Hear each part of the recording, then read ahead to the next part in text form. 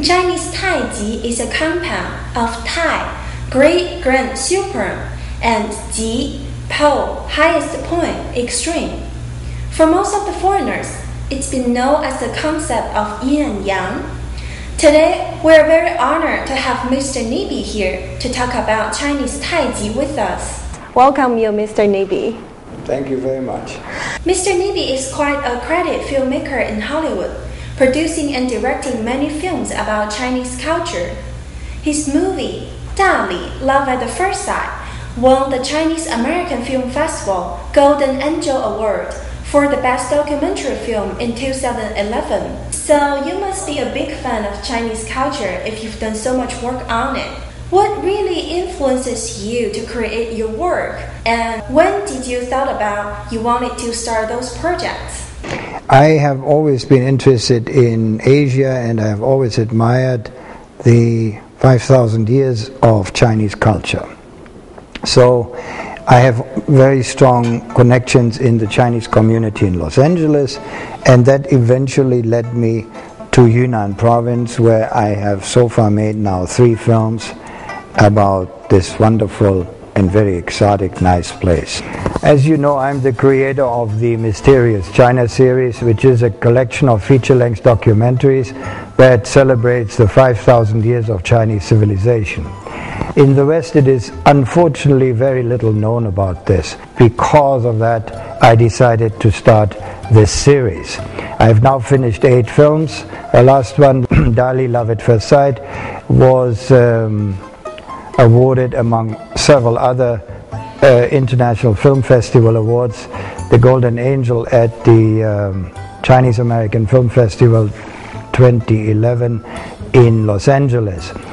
And a couple of years ago I made Holy Mountain, which deals with Wudang Shan. And once it was finished, the leaders of Wudang Shan were very happy, and they told me that, which made me very proud, because they said that so many films had been made there, but none of them captured the spirit and the essence of Tao. About Chinese Taiji, it becomes more of a universal symbol to represent the concept of opposites existing in harmony. There are a lot of people talking about Taiji's spirit. From your point of view, what do you think they're talking about? I think what really is attracting the foreigners about it, when they go to China and they see the community spirit exhibited by Chinese elderly people and also the young, every morning you see everywhere in China people practicing Tai Chi. And that is something which I think would be very nice to have in Europe and have here in America, because this communal spirit which is presented through the Tai Chi exercises in the morning doesn't exist in the Western world. So I was attracted, of course, to the concept of Tai Chi because I'm a great admirer of the Chinese philosophers Lao Tzu and Confucius.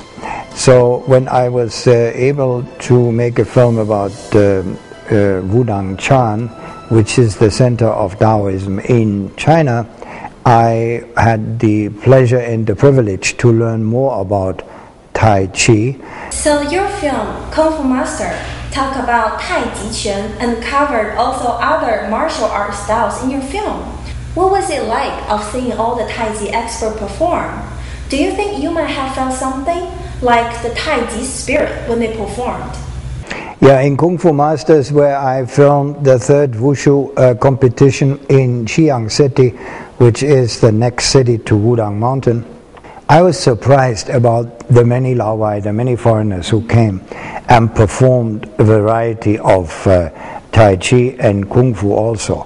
And it was amazing how they mixed the Kung Fu and Tai Chi with the martial arts of the mixed martial arts styles, which combines both Wushu and Shaolin and Tai Chi, and the harmony in the real Tai Chi is really appealing, because it shows you that the body and the spirit can be aligned in a very harmonious fashion.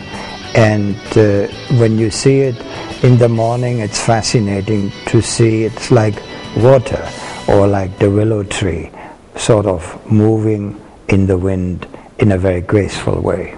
So I think it has a very pleasing and relaxing attitude, and for the body and mind. We know that Tai Chi is becoming more popular for not only Chinese, but people all over the world. What would you say is the best part of Tai Chi, either you've experienced or seen in person?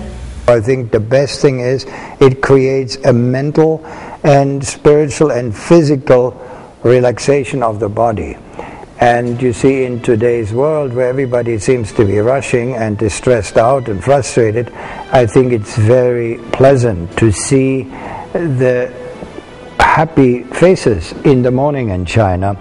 In the West, we could learn a lot from this attitude and profit from it, mentally and spiritually.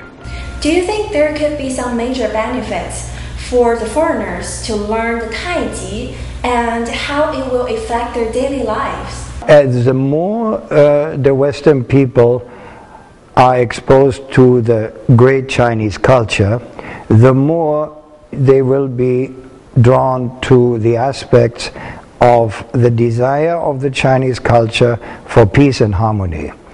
And that will eventually lead to a greater understanding and a better understanding of Tai Chi, and I'm sure will attract more practitioners. Thank you very much, Ms. Nebe, for coming on our program and talking about Chinese Tai Chi with us. Thank you very much. 谢谢你。